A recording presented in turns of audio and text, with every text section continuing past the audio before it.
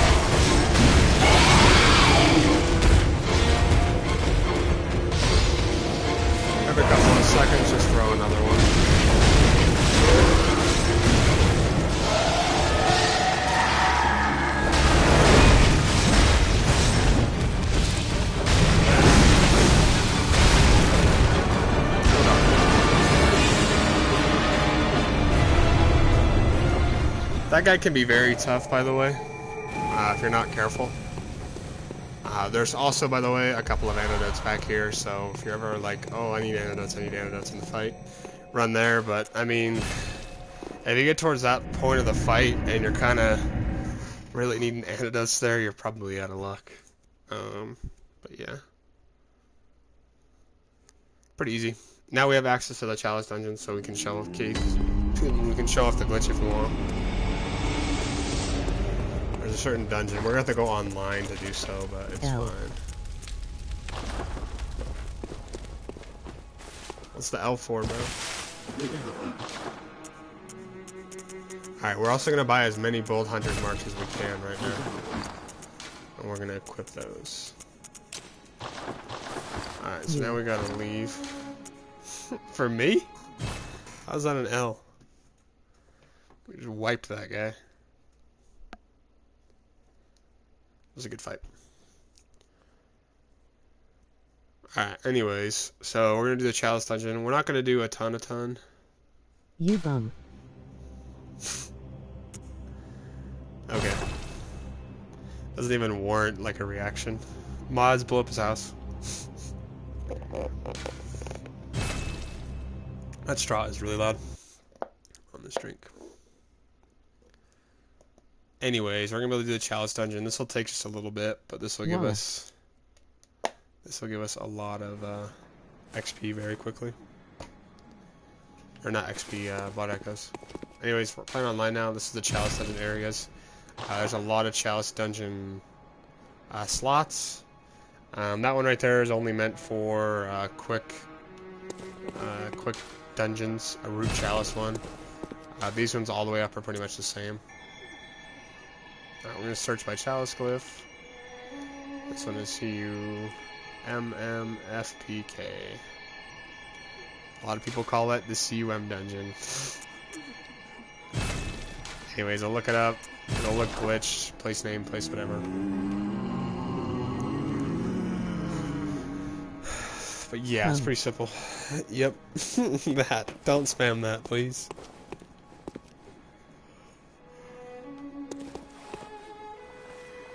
It'll take just a second for the dungeon to be ready. Did you see the TikTok I posted, Dats? It's pretty peak. Pretty peak. Champ Fortnite player. Come.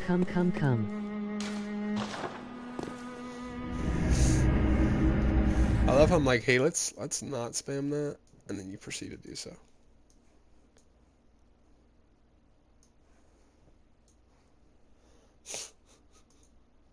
Let's not spam that. Proceeds to spam it. Alright, anyways, this Chalice Dungeon, once you get into it, it's pretty easy. You just gotta put in that Chalice Glyph, and then you gotta run forward here.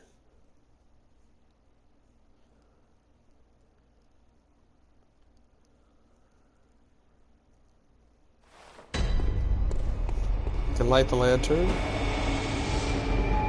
and then you just gotta run or walk forward here to right here.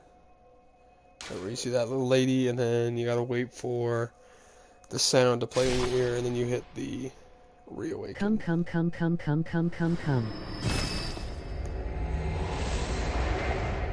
And then it'll give you 80,000 blood echoes. So we'll do this quite a few times. Our goal is to get up to like 40 endurance, 40 vitality, 40 skill, and then, or like 30 skill, and then DD 50 strength.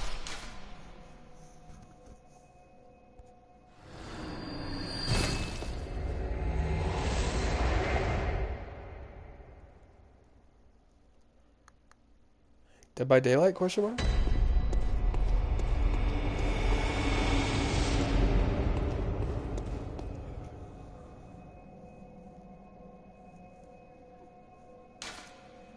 I just wait for the audio cue. Wait a second. Okay. I'm not playing Dead by Daylight. Game sucks. When's your dad gonna be awake, bro?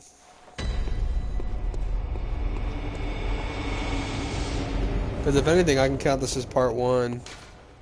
and then do this grinding off camera, because this is all we're going to do. We're going to do this enough, go back, buy more Bold Hunter's Marks. The Bold Hunter's Marks are like your homeward bones. They teleport you back to the nearest lantern that you rested, or that you awoke at, and then it keeps all of your echoes. The Hunter's Mark gets rid of all your echoes and sends you back to the closest one, so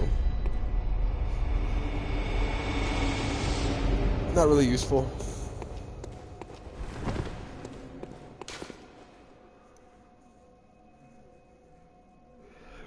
Bro did not respond to when is his dad gonna fix his Wi-Fi.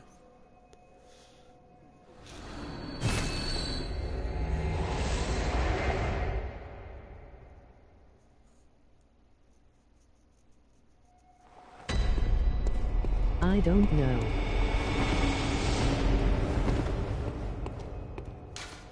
That's fine then.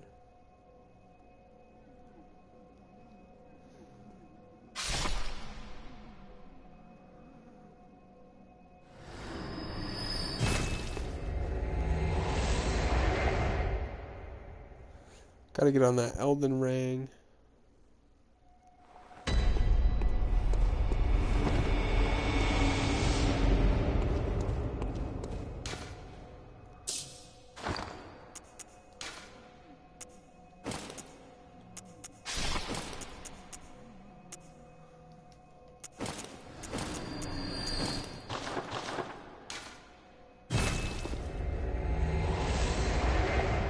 Oh yes, very distinguished. You don't have Fortnite downloaded, do you?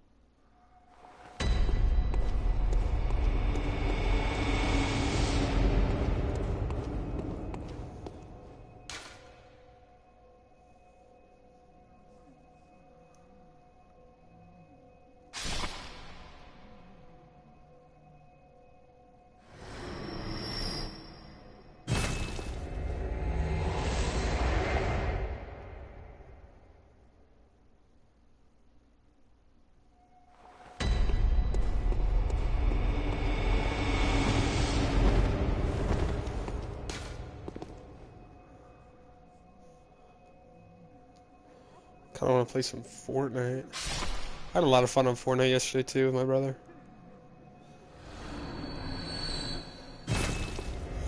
I gotta find a new game mode to play on Eating there. apple.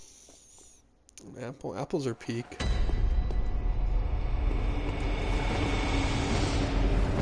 Although the only way I eat apples anymore, bro, is I have to put them in like the fridge first. I hate eating like a warm room temperature apple. I like them to be like kind of cold.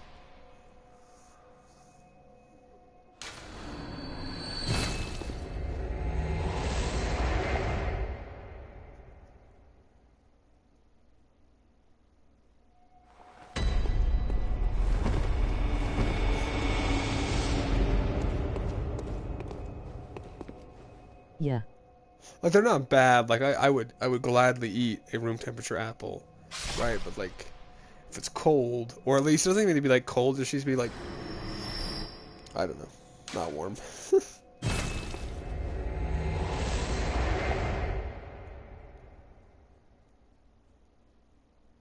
I really don't think like any fruit is good warm though.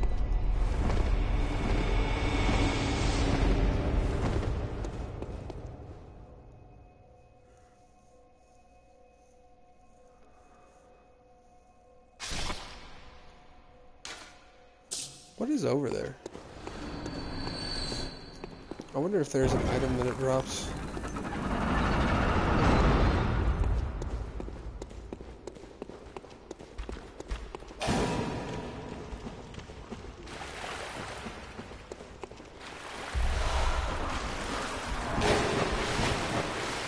I'll be careful because if we die here.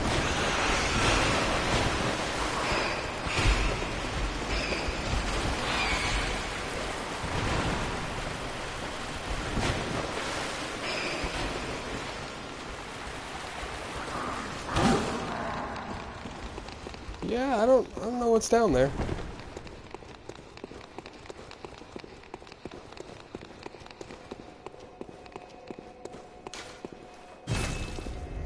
Jeez, give me away, dude. I don't know if you can see. You can see, actually. My HP is not existent. I get hit once and I'm dead. Yeah, we have 9 HP right now. See, I don't know how far away that thing is. It's dying, but it's fine. We're gonna have to do some other challenging stuff too.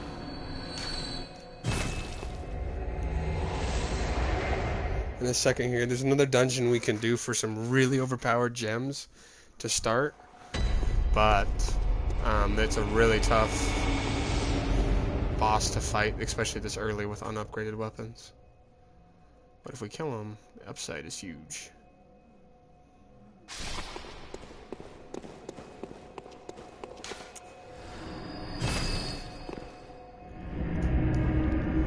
We could probably actually rock like 50 strength or 45 strength. Probably 50 strength. 50 strength, 20 or 30. Let's do 30 skill and then that should be good.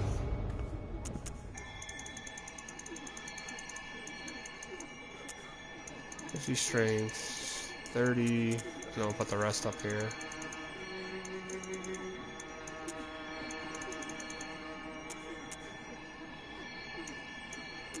Yeah, so we need like 19 more levels for, actually closer to like 40. We also I need to look up the, how much, I have to grind this for actually quite a while, by the way. Because the issue is, it really isn't an issue, right? It's just a matter of time consuming. It's like when you do this in Elden Ring, right? Where you like get overpowered early by using the bird method, right? How you can get a lot of runes. The issue is we're going to need stats, right? We don't really need 15 arcane for the, what's it called? For the old hunter bone. It's not a bad item to have, though.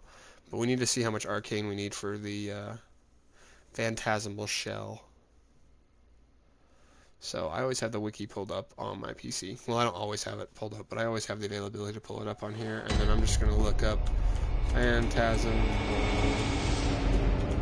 shell. I think I spelled both words wrong, and I did. Phantasm. There we go. Oh, it's the empty phantasm shell. So you need 15 arcane. So our stats are going to be as followed then. 40 vitality, 40 endurance, 50 strength, 30 skill, and then 15 arcane. So it's going to take a little while, but it'll be solid.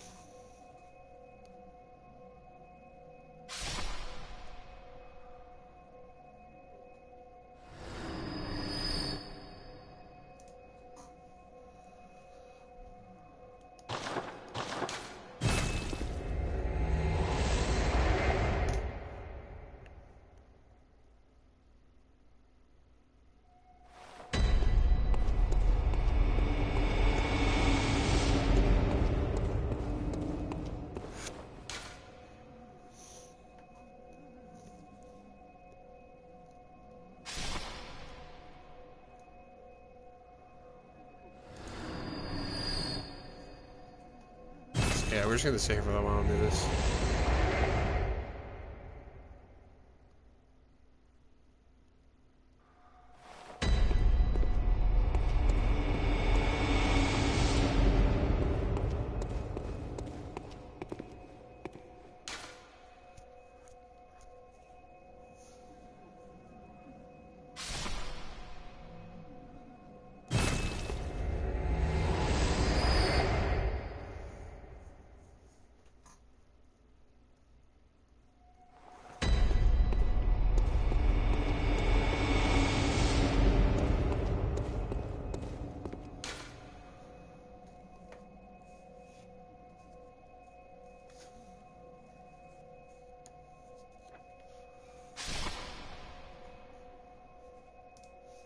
But yeah, this is like the only grindy part of the run. So like I'm just gonna sit here, I'm gonna look at stuff on the wiki while I do this. But the best part about doing this right here though is if you do this, the only other grind really that you have to do in this game is just finding materials to upgrade your weapon, and that's it. Like other than that, you can just run from boss to boss to boss.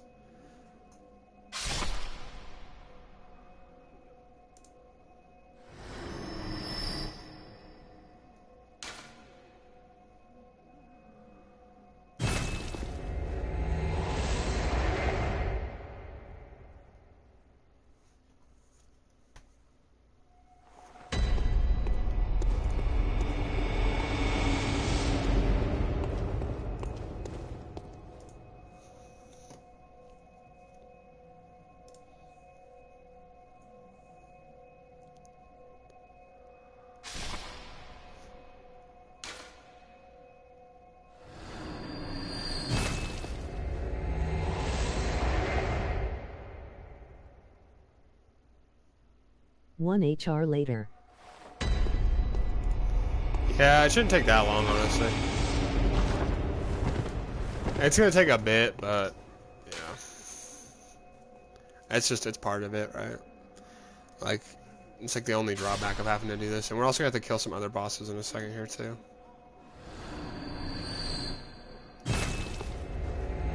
Or we're gonna have to kill some other dudes. Let's see if we can do it right now. We'll see if we can kill this guy. If we're still too weak, we won't even really, like, fuck with it. Issue is our skill's gonna be pretty low, so this might actually be a little bit challenging to kill this guy.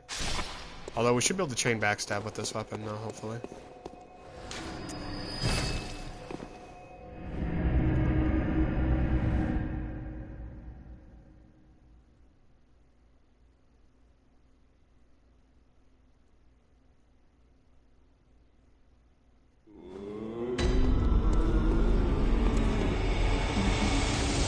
Very well.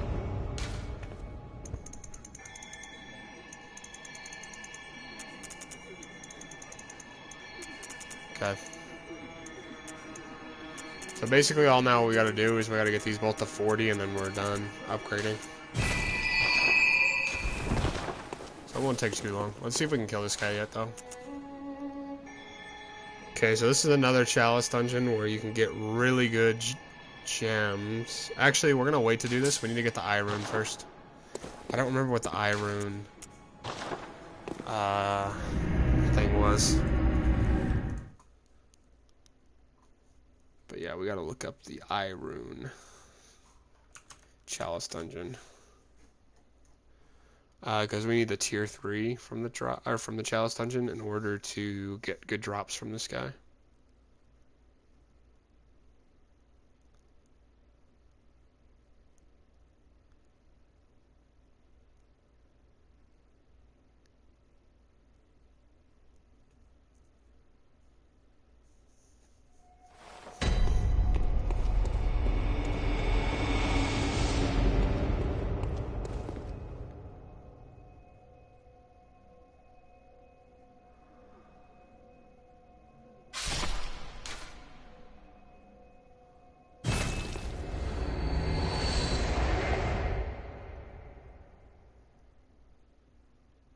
We can't even use these yet, though.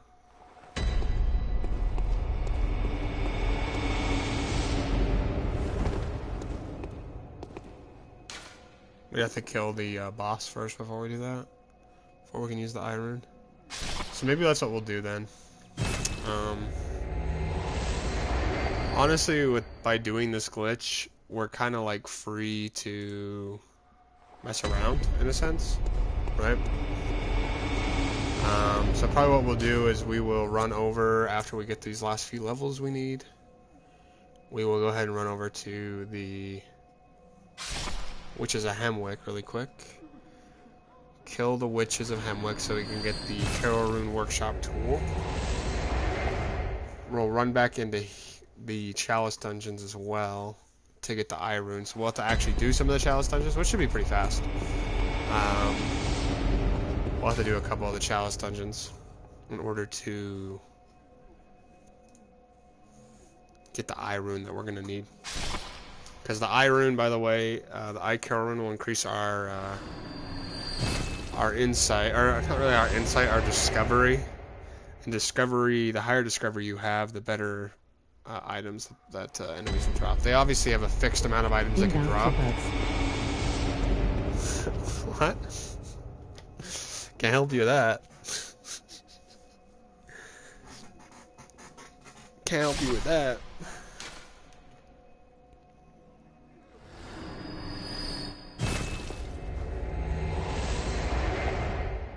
But yeah. So basically all we're going to do is we're going to kill the Witches of Hemwick, get their Carol Rune workshop tool, and then we might grind for like overpowered Carol Runes as well.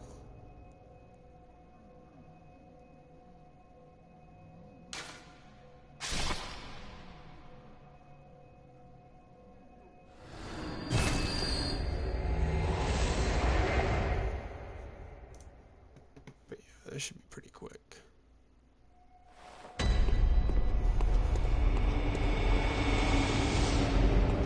Okay.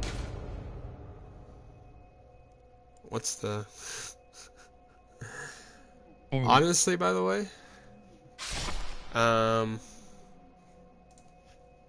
when you get on your PlayStation, we can do some Siege. We can do this until then.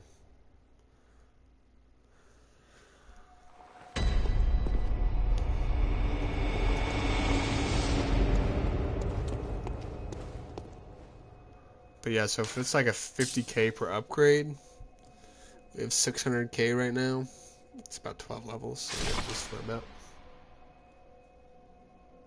Probably go into like another million.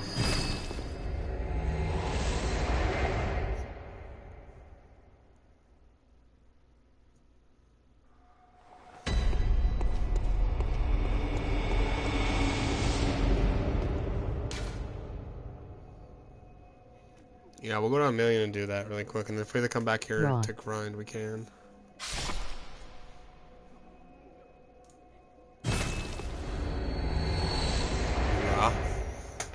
What's your rank on Siege right now, by the way? Did you get up to Diamond yet?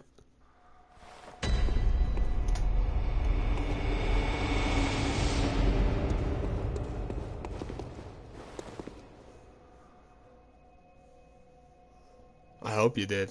I hope I actually hit Champ. Talking to Bolo Jr. No instill emerald. Damn. Damn. Damn. Major L.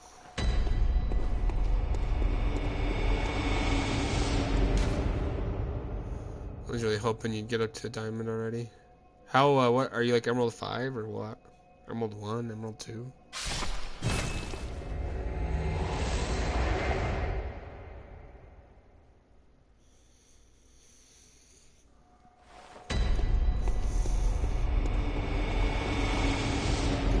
Forefathers, one and all, bear witness.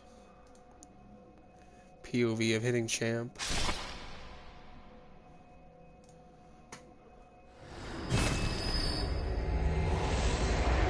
In falling off, lost my 1312 im at 11 KD.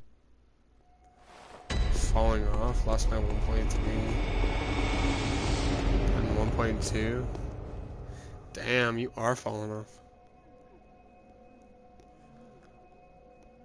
What's your rank then? Is it Emerald 5? Maybe that's just like... I need to try out new PL. Yeah. New people? You probably gotta play with some new people, is that what you're meaning?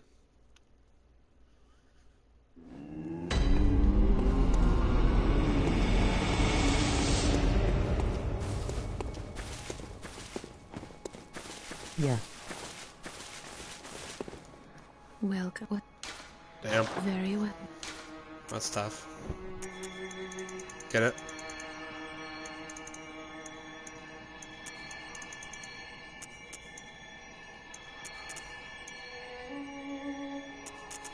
Okay, we'll upgrade that later.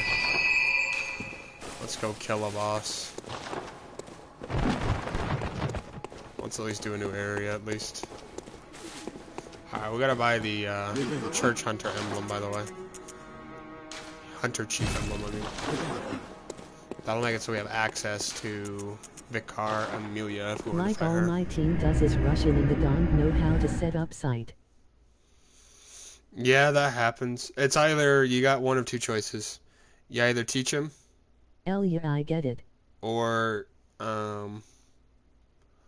find new people who know what they're doing. It's as simple as that. If you really are trying to push up rank. And if I were you, I would be genuine with them.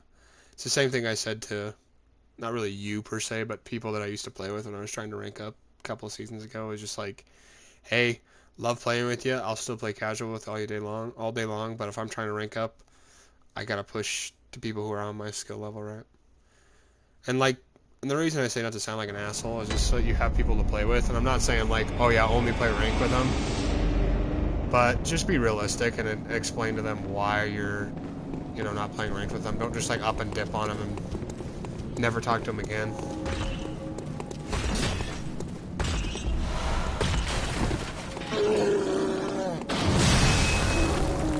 Anyways, this is the route we're gonna take to get up here.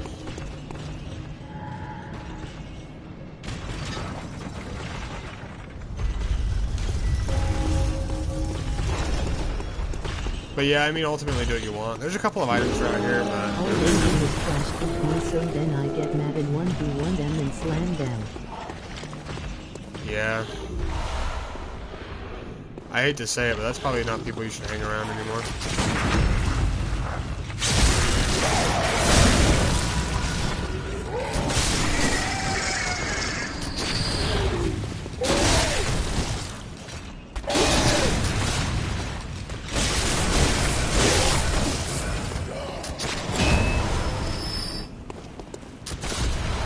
You guys just ain't worth it, right?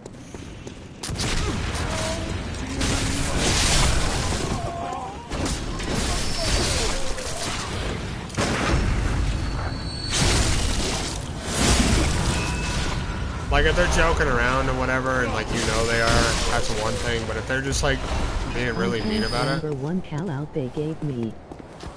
Yeah. That's tough. That's just like, yeah. You know what to do, right? It sucks, and you still play with them in casual and whatnot, but if they're getting outgunned and they're just making fun of you, just get out of there. It's tough, right? It's always tough to not really end friendships, but quit playing with people because there's people I used to play with, right, that were a lot of fun, and I had a lot of fun playing with them, but I kind of realized, like, at the end of the day, like,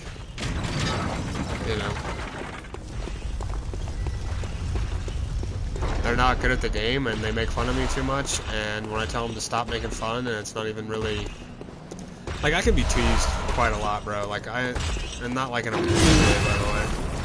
That's getting clipped. Goodbye, YouTube. I can be, like, made fun of and be joked with in that capacity a lot, but when it's like the entire fucking time you play with them, and then it gets to the point where you're like, hey man, do you mind, taking this round a bit seriously? Do you mind, trying here a little bit? And then they joke on you for trying to be serious about the game, and you're like, alright, I'm good.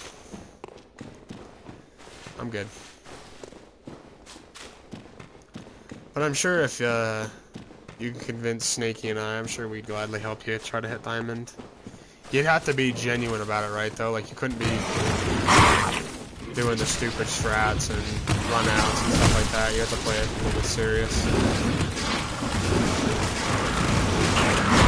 But I'd be willing to. I'd hop on a Smurf account or something. There is one good player, but he hates fat people. When I saw the thick opinion, he looked so sad.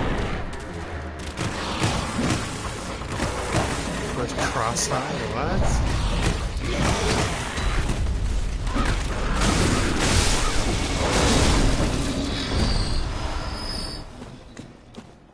That's just weird. Alright, we need to grab a bunch of twins here. This will get our weapon to +6, which is what we want.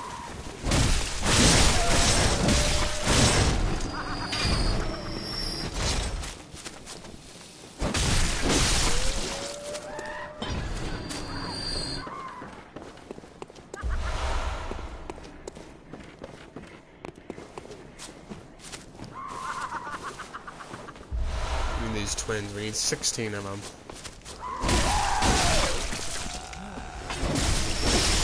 But yeah, I don't mean to be negative, Nancy. If he repeated any case he does dumping. He does dumb things. It's actually interesting. I talked to Snaky about this the other day, and I told him, I was like, you know, the major difference that I see against plat players versus diamond players is all about just knowing when to peek. And when to play smart, right?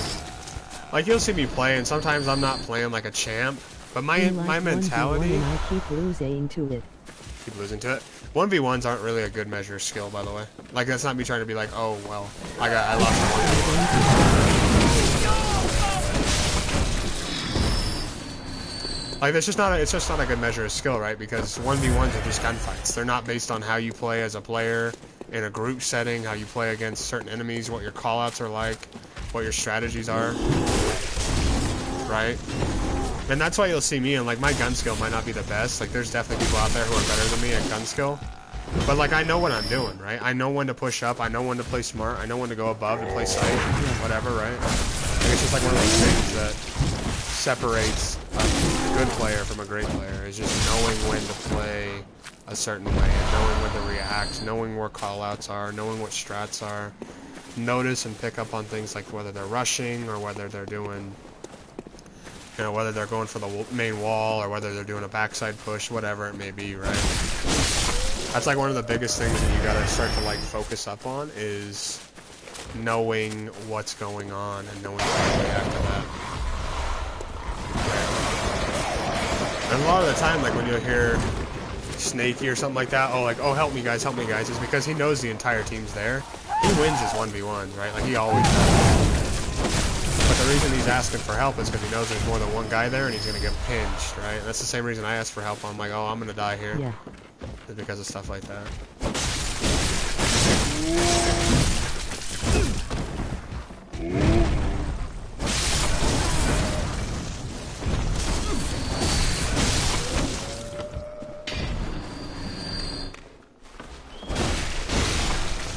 But, I mean, that's whatever, I guess. I don't know. There's a reason I retired from competitive Siege. I think once you get into those higher ranks, you'll kind of notice that... Playing on an 80-inch TV with delay doesn't help. It doesn't help, but I played on that for the longest time and got plat every season when plat was a real thing. It's just like one of those things, you know, it's like...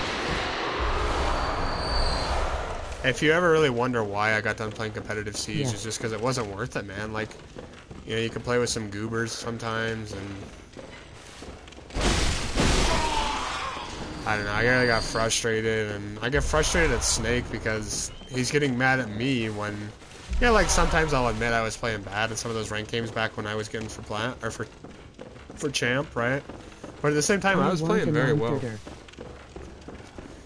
Yeah, you should get one for, like, Black Friday, or ask for one for Christmas or something, because you can get really good deals on them. I wouldn't go curved, by the way. Everybody's like, go curved, don't go curved. Curved is mid as shit.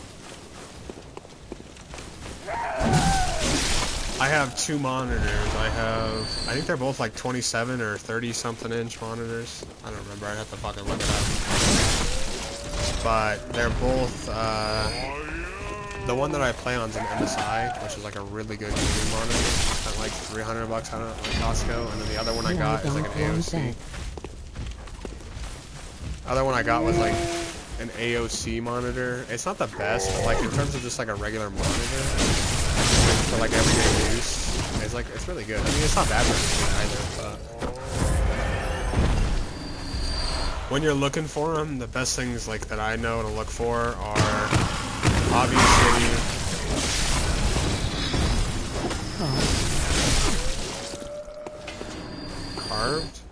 curved? Oh yeah, the curved, yeah, you don't want the curved, that's for sure. But what I looked for is you want... I think it's like ISP or something like that for the pixels, and then 144 hertz is really good. You don't need anything higher than that. Obviously 1080p too, right?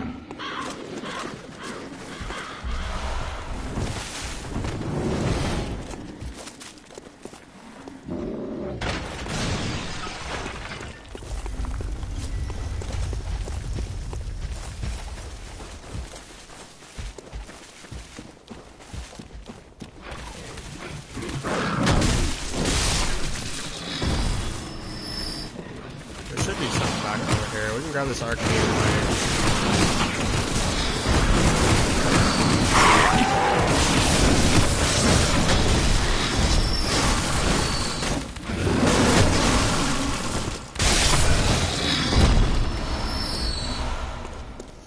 Anyways, I just started blasting. But yeah, there's a lot of guys there. Oh, this area is so hard to get up on. Just be careful, because you can fall off really easily down there and you're dead. I don't know if there's any more twins. I was really hoping there would be more twins out here. I don't think there is. Bone Marrow Ash is pretty solid. It's always a good idea to grab that.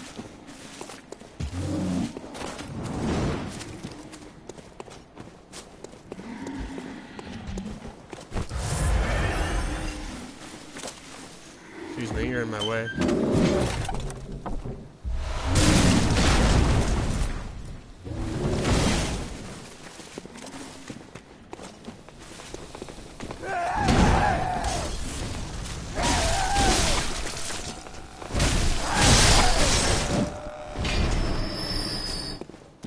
Alright, and there'll be like one other guy up here we need to kill.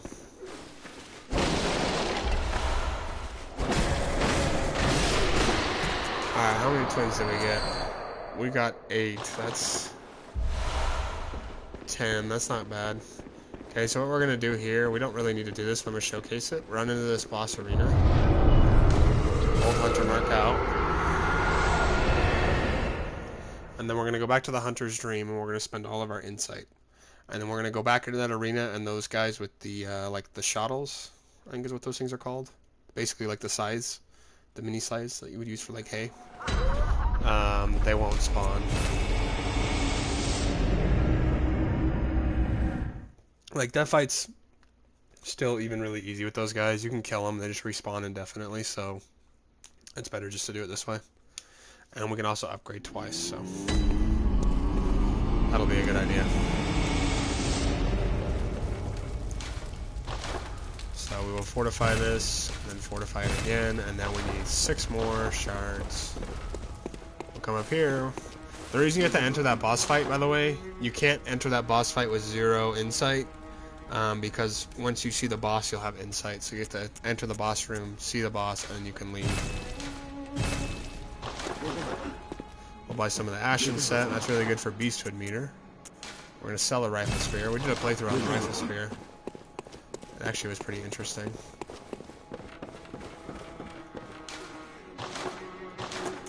Let's see if we have any other better gems yet. I don't think we will have any, but just in case. It's always good to look. Alright, now we will go back over here. Yep, Hemwick Charnel Lane. We have both the shortcuts already, so we can just run in there. But yeah, playing on a monitor is really good, even if you're playing on a console, by the way. Like, it's just, it's night and day. Like, if you're like a casual gamer and you only play like on the weekends or something like that, you don't play at night after school, or if you don't play at night after work or whatever, like, it's not worth it to drop like $200 to $300 on a monitor. But if you do game a lot, it's definitely worth it, because the quality's better, it looks better, it's just overall a better experience.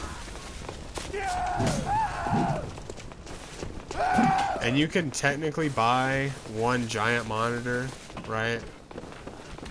Or like the giant curved monitor. I still think it's better to have 2 monitors, especially if you're going to be doing any kind of content creation. Because then that way you can have stream or whatever on the right side and then the game on the left, or whatever, however you have it.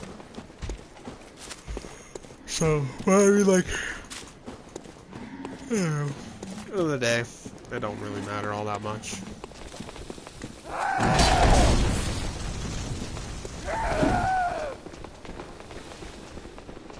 Playing on a TV is fine, especially if you're young. It doesn't really matter.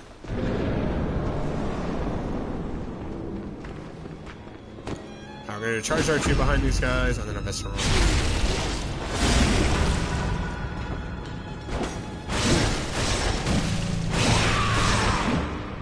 Okay, so there's 2 witches here. It says the Witch of Hemwick. There is 2. We're not going to target that one, because there's 2 in here. And we want to find the other one. That one's all bloody. That's how we know we've hit that one before. You don't want to kill one right away because then they can resurrect the other one when they go down. So yeah, this lady's the one we want to target. You see how our health bars are going down?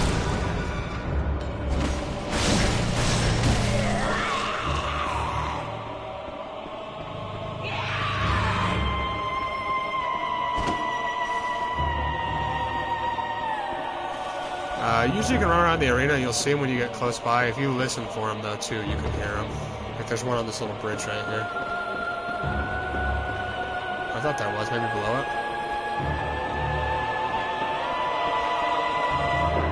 There it is.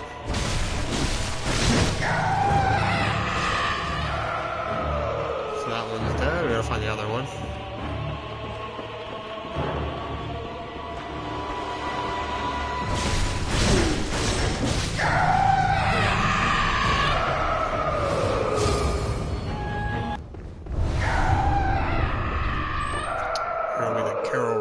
Workshop tool. Alright, and what we're going to do is we're actually going to go now and do the next portion of Eileen's questline really quick, which is killing Henrique. And then we're also going to go to, after we do that, we're going to go to the Hypersian jail. We're not going to fight Dark Beast just quite yet, there's no point. We probably could beat him, knowing how well I can play, but just to be safe, we won't fight him just quite yet, because he can be a little bit dangerous, because you kind of have to attack his head, right? If you attack his body, you do very little damage, so you have to bait out attacks and stuff. Anyways, I'll come over here, we'll go to the Cathedral Ward. We have to talk to Eileen on the left side really quick.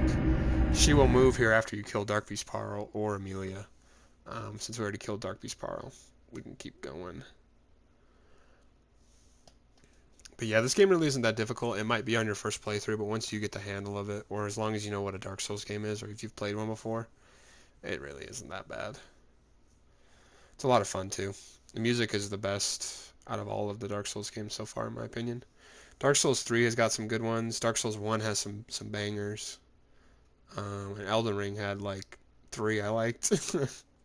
Godskin Apostles, the Elden Beast, or Elden Lord. And that was like it.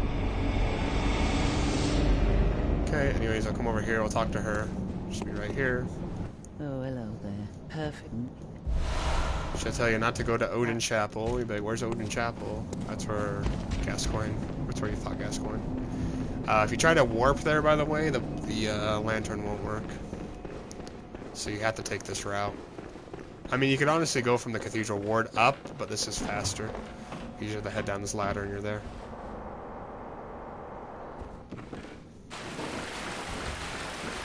Water Torch. Henrique is another hunter-like boss. He's not nearly as tough. Plus Eileen will help us with the fight, so this will go by pretty quick. Honestly, you can kind of let Eileen solo her. Solo him.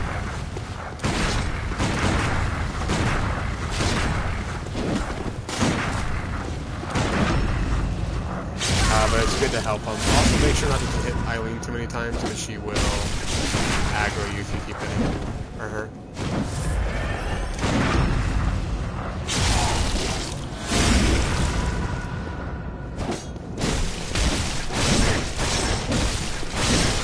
Yeah, we kind of just soloed him. Eileen can join in on the fight and help you, but we don't need them to. They also can die, by the way, so you really got to be careful. Because if Eileen dies, then the quest line's over for them. Okay, so now that part of the quest line's done, we can use the lamp again. We're going to go right here, and we're going to warp up to the Cathedral Ward again really quick. I'm doing this just so it resets the enemies. I don't think we need to, but let's just do it just to be safe. So there's a Snatcher outside on the right side now, so the other way, the opposite way of Amelia. We'll go to. You can buy his armor, by the way. So if you're trying to fight Dark Beast Parl, Henrique's armor is actually pretty solid because it has really good bolt defense. So if you're going that route, you can, but like you really don't need to buy armor for bosses.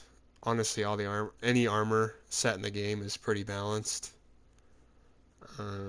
I like to go for physical defense because beasts hit with physical defense. But I mean, it doesn't really matter.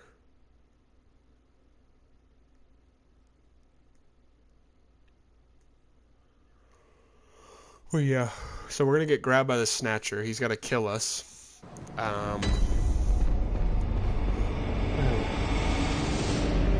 What's the O? Okay. Let's kill this guy so he doesn't kill us.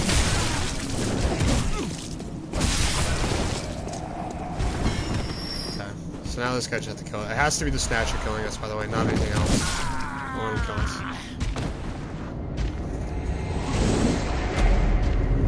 So by the way, when you do this little death here, you need to run and grab this lantern, because if you die in the Hypergen jail, you cannot come back here until Yarhargul, which is like post-Rom, post-Shadows, post-Amelia. So first thing you do when you get sent here, it's going to give you a little cutscene. Run over here, open the door. You're going to run through here, you're going to run up all the way on the top of this staircase. You can kill, there's a guy that's going to be here on the, right in front of me. You can kill him and you'll be fine. Grab those twins. There's a guy right on that right side. Oh, he's on this left side actually. So I guess I would go to the right side next time. Grab this lamp, and once you grab this lamp, you can fuck around. These guys also drop twins, by the way, so if you're trying to farm twins, you can. Pretty easily, too.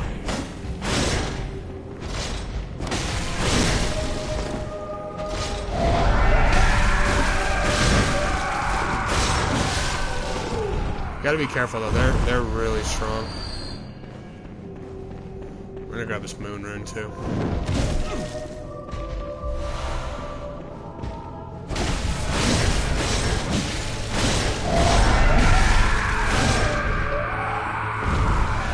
We can kind of cheese them with transform attacks. The transform attack on the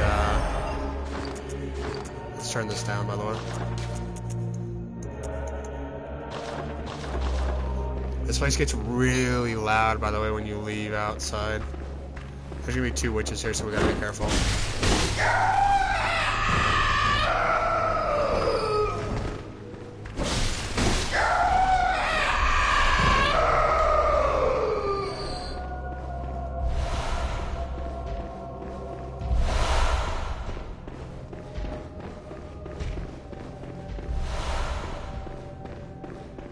I don't really think there's anything down here we need. I don't know if there's any twins. We're gonna try to avoid these guys. Yeah, no, that's down to, what's his name? Dark Beast down there. So we don't need to go down there. So, how many are we at right now? 15, or 5. So we need 3 more.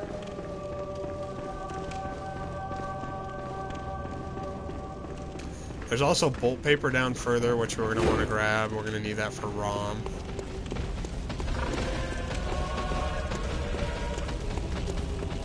But yeah, we should be able to leave this place pretty quick. We want to try to aggro these dogs.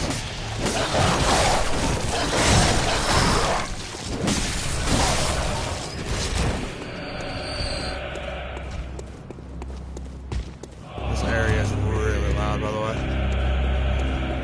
It is kind of cool, though, in its own way. This is a door right here. It's a shortcut back. This should be some twins. 1 twin, so we need 2 more.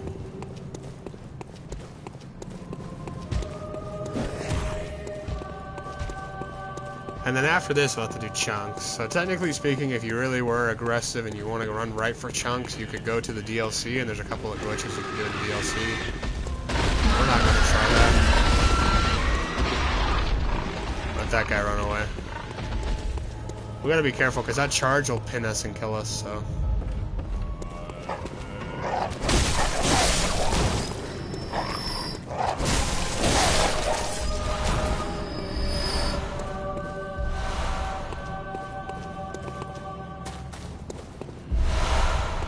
We're going to put this armor on. This armor is like one of the cooler ones in the game. It's the Yarhargul set. You look like a cloaked figure. Definitely one of the cooler ones in the game, that's for sure.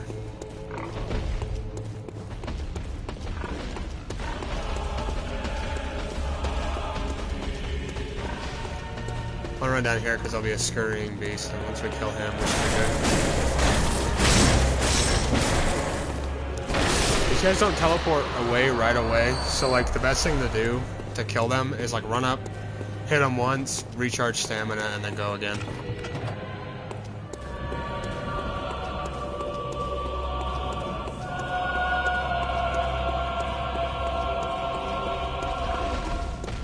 Alright, big boy is back. Jujuke.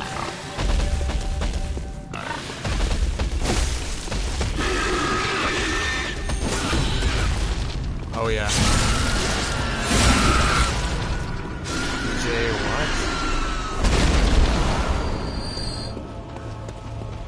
Okay, this is where the bolt paper's at, by the way.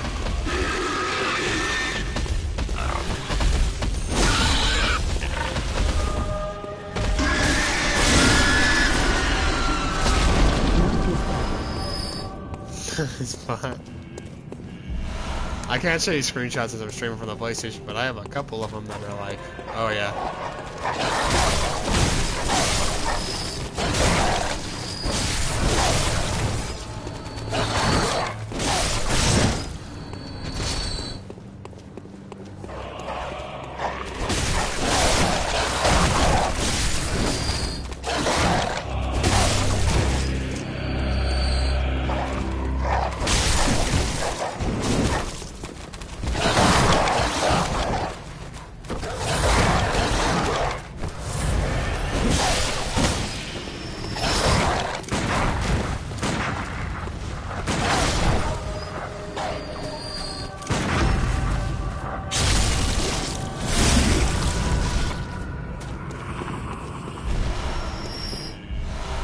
The Tonitrus is a really fun weapon, by the way. Definitely not the best in terms of DPS, but it's a mace that you can charge up with electricity. That's really cool.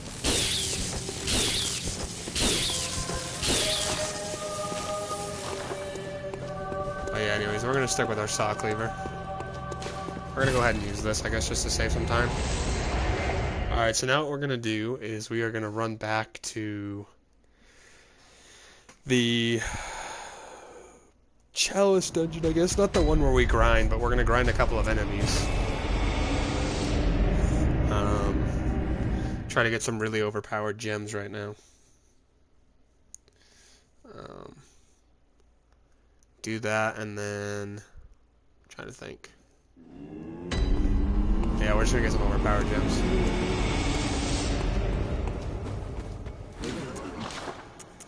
We're gonna sell a Tonitrus, we're not gonna use it, and we're gonna sell... Let's switch over to the Hunter's Torch. The Hunter's Torch just does more damage, there's no real point in actually using a torch though. Just besides light, and then it also wards off some beasts. So it'll gang up on you. Yeah, there's not really a point to using it. So we're gonna get this to +6. Now what we do is we do Bloodborne Fortification. We're going to take this one out, and we're going to take this one out. We're going to put the droplet there, because that's the only gem we have right now that can go into that half moon one, or the crescent moon. And then we'll put in the 2.1, and then I guess we'll do... Physical attack is better than charge attack, because you don't really use charge attack at any point against bosses, so... But yeah, right now what we're going to try to do is get some really overpowered gems early on. But what we're going to have to do to start, before we can do that, we're going to save that spot. We're going to start a Chalice Ritual, and just a regular Temerian Chalice one. Yep. This will be a random one that we can't really change. Let me look up something really quick before we do this one. I want to see, I don't think we have the power to do this. Let's go up to the second one here. Actually, I want to save that one. You can always remove these chalices, but the issue is if you remove them, you can't get them back unless you make another chalice. And so sometimes they cost chalice ritual, or like ritual blood and tomb mold and stuff like that, and that can be a real challenge. So let's see if we can do this. Right now what we really need to do before we do the PH3. Let me write this one in first.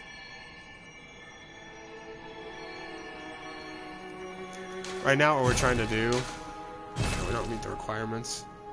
I don't think we're going to meet the requirements for any of these. Let's just do these chalices right now, because we need better. So basically how chalice dungeons work is you just progress through them normally. It's a dungeon, obviously, but there's usually 3 layers. Some of the later ones get to 5 layers. Each time you complete a chalice dungeon, you'll get a next tier chalice, I guess like a chalice cup, which will make it so you can go to harder and harder chalice dungeons with tougher enemies, better items, stuff like that. So you kind of just have to run through here. Each layer has like a layer boss you have to fight. Usually they're pretty easy, but each layer has like a layer boss. Each layer also has a switch you gotta find within the labyrinth, within the dungeon, to open the door. You see that door ahead of us? When that door's unlocked, it'll turn blue. So there's a switch somewhere in here. Usually it's pretty easy to know where they're at. Sometimes they can be a little bit challenging to find. But like this one here is gonna be up this ladder, right? But he's gonna be out this ladder and down through here. These earlier chalice dungeons should be pretty easy to do.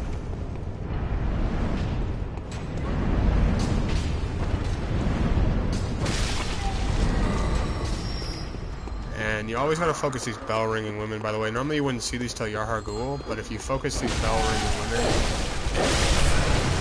these guys will die. Because if not, the red guys will be summoned like indefinitely.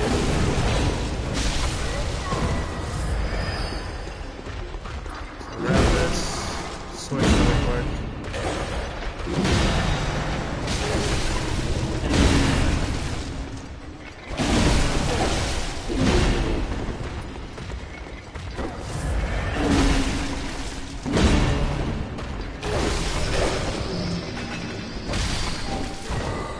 These guys really aren't that tough, we just got stuck there.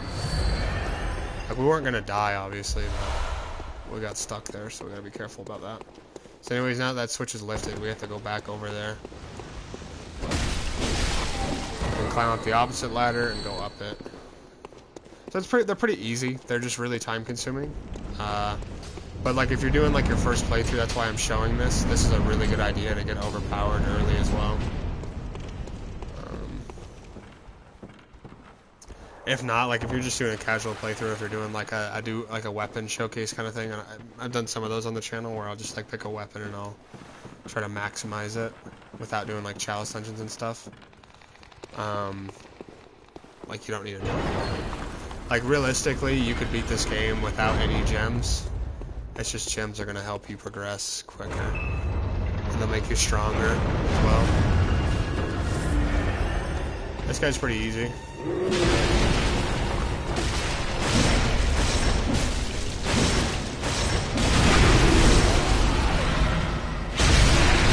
you hear that sound, by the way, it's the same sound you get when you parry. Be right back. Right? There you go. By the way, this undead giant, he has those like giant spore-looking things on his legs. If you break those, that's when he'll go down for the visceral. So you can't shoot his head, right, to activate a visceral, and you can't just shoot him when he goes for an attack. So that's just one of those things you gotta notice, or I can really gotta notice. I'll just tell you when I see it. I'll try to point out everything I know. But yeah, that guy's pretty easy. He's weak to fire, so if you're fighting like a tougher variant of him, just put some fire on your weapon. Maybe throw an oil urn or something. You can also look on the wiki, by the way. The wiki will tell you almost every boss's weakness. These are mazes, by the way, so it's always important to try to keep your bearings. The best thing that I do whenever I enter a maze, like in any game, I usually just push the right side first, and I'll focus on where the right wall is at all times. And if you know where the right wall is, you know where it's at. I could have gone back there, but I have a feeling it's going to be down here. You also got to be careful because there's traps in these, right? So this isn't it, but this is a chest, which is good because this will give us better items. But this will give us usually ritual materials.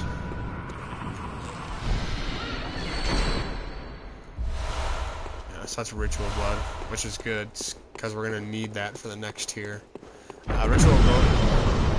I purposely avoided setting off that trap, and I just set it off. Running back through it. But yeah, usually there'll be a trap like right here. This will be a trap in most of those rooms. And it just summons enemies. Like, you can fight them really easily, but it's like, if you can avoid them, try to do so. There'll also be like dart traps and stuff like that. You should be able to see them. It's like a pressure plate on the floor. Like, the floor will be raised, and you'll be able to see that.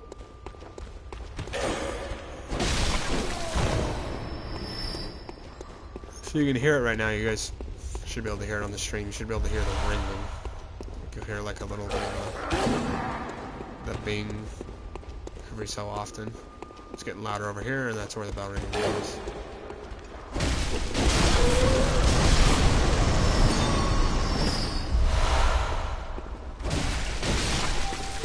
So now those red guys should die and not respawn. And this guy's really fast, by the way. But after every attack, it gets like a really big slowdown.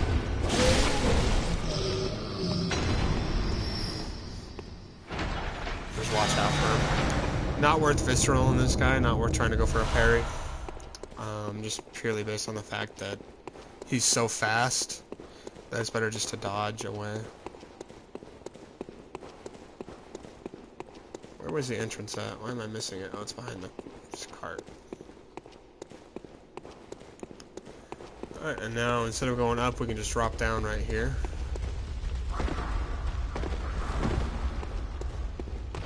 And right across will be the gate. I forgot to buy the hand lantern.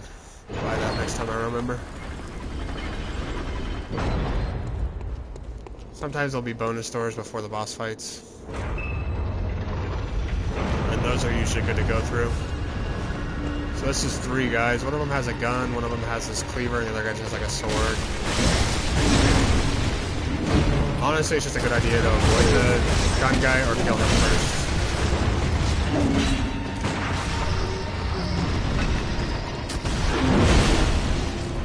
Because that's the only time they're going to be challenging, is when a gun guy's shooting at you.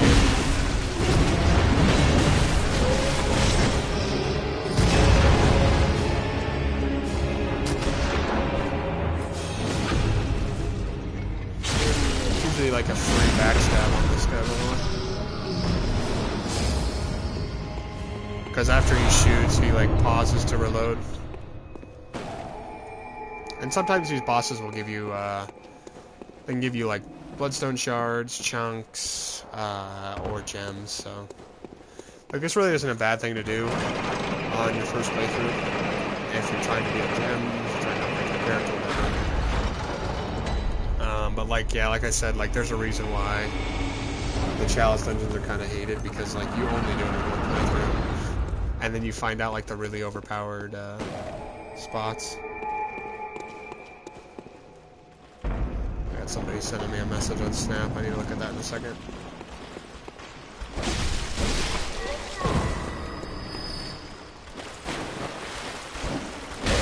You gotta be careful in these tunnels, by the way. Sometimes there's an enemy that'll drop on your head, so whenever you go through these tunnels, try to hug on one side.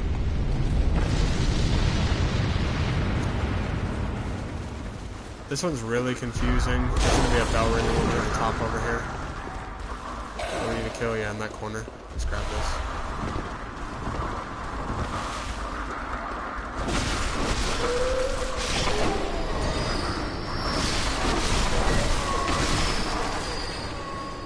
And there can be more than one bell ringing woman in an area. So you gotta be careful, because sometimes the enemies just won't die. Sometimes they do, sometimes they don't. It's really weird. I don't know what the actual coding is on that.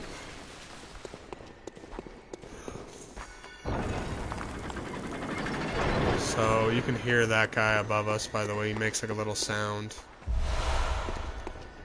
He's like a fully clothed white guy. And you kind of just want to run up and attack him because he can do a lot of damage. If you're quick, he usually doesn't have a ton of HP. I guess it's a white girl. Either way, just be quick when you attack him. Because if you let him be... So like you see this right now, I'm assuming there's a trap or an enemy at the end of that, right? Like that's just basic Dark Souls knowledge. I guess not. There might be when we go back now, by the way. So it's just important to be careful. I actually do think there's enemies here in there, but for some reason we're not triggering them. Alright, let's go down here, see if we find any hallways down here.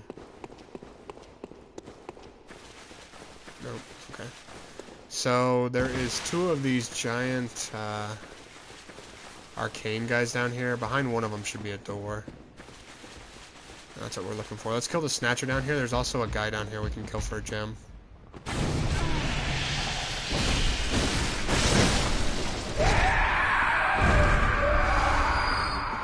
Yeah, let's see, there's a little scurrying beast.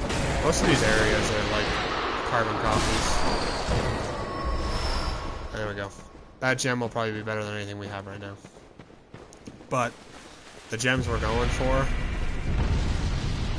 that's where we came in from, so other side is where we're looking for. There should be one behind this guy. These guys are pretty easy to fight. Just go like right on their body.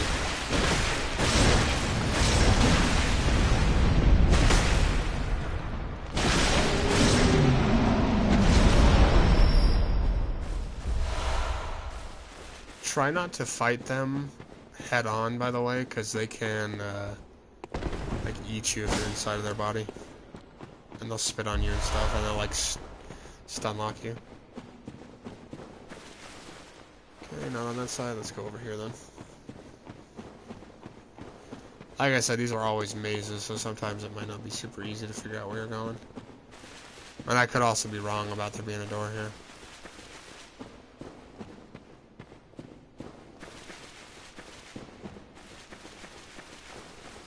Yeah, it looks like there's a door here now. That's where... just a were.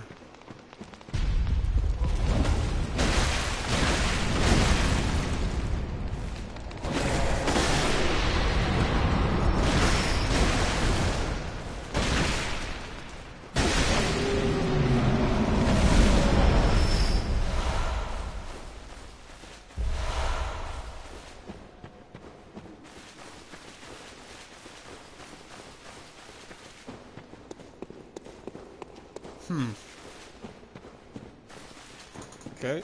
Excuse me. Let me mute my mic for a second.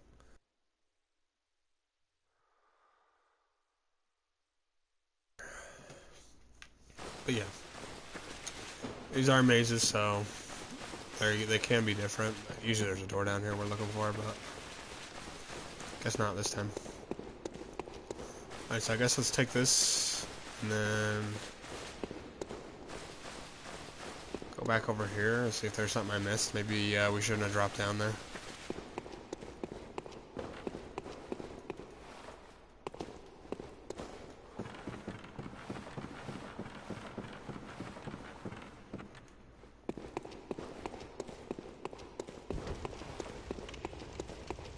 Okay, that way we already tried. So let's go over here. Oh yeah, this is where this looks better. There'll be a chest at the end of this. This will have ritual blood, I would assume. Tomb mold, okay. That's fine.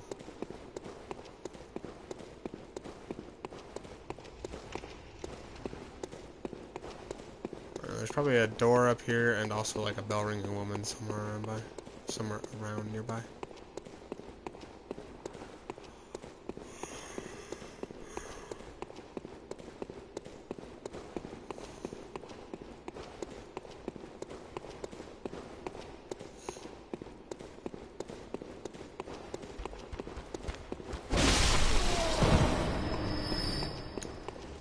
A little shortcut right here. There we go, we activated it.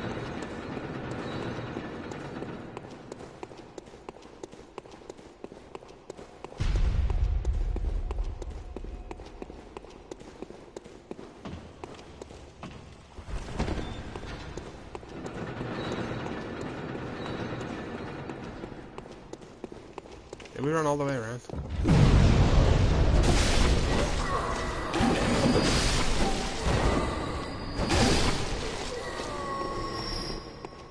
We may be able to just a hair bit lost. Huh.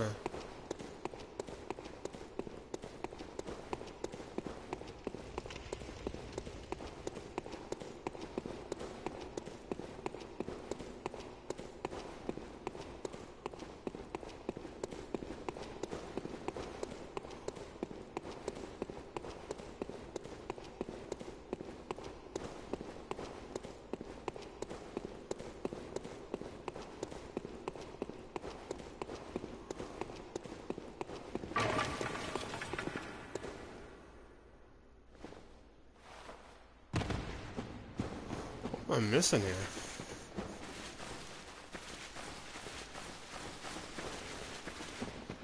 Let's try down here, I guess, maybe. I don't know, it shouldn't be this hard to find the...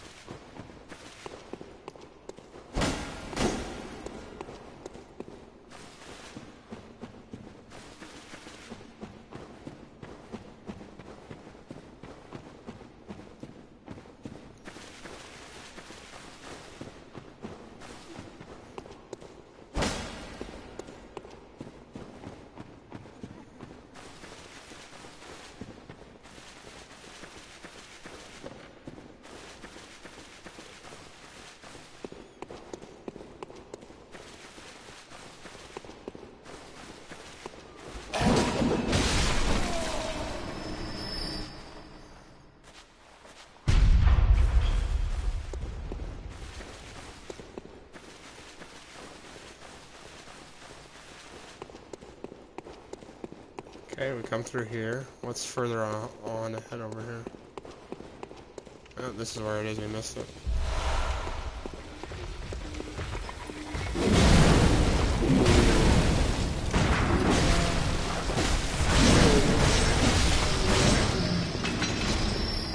It's all good. Just a little bit of extra time. It took us to find it.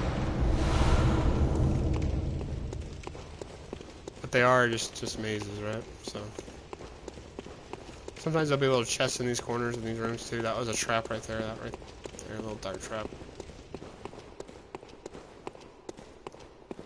That's just like one of those things you got to be patient with yourself sometimes because it just is a maze, right? So maybe you don't know where you're going. And now we just gotta drop back down towards the torch side. It's right over here.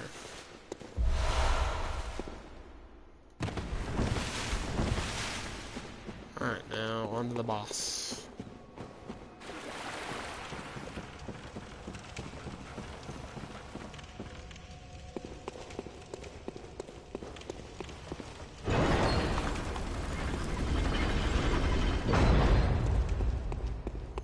Alright, we're gonna keep this one lit. We're gonna go ahead and come and kill this boss. That'll have ritual stuff though. Alright, this is gonna be a fire guy. So we're gonna go ahead and put on our charge stuff. And then this has like the best fire defense right there.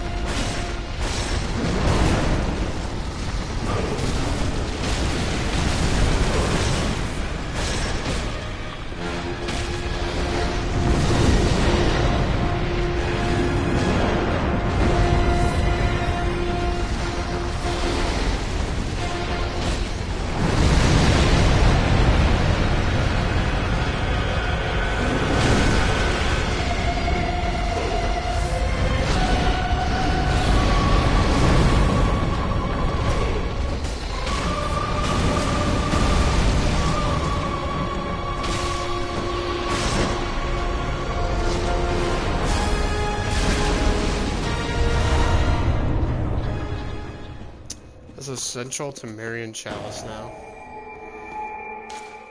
Alright, we're gonna return to the Hunter's Dream. We're probably gonna call that for today, honestly. We've done over 2 hours of this game, so it might not be a bad idea, too.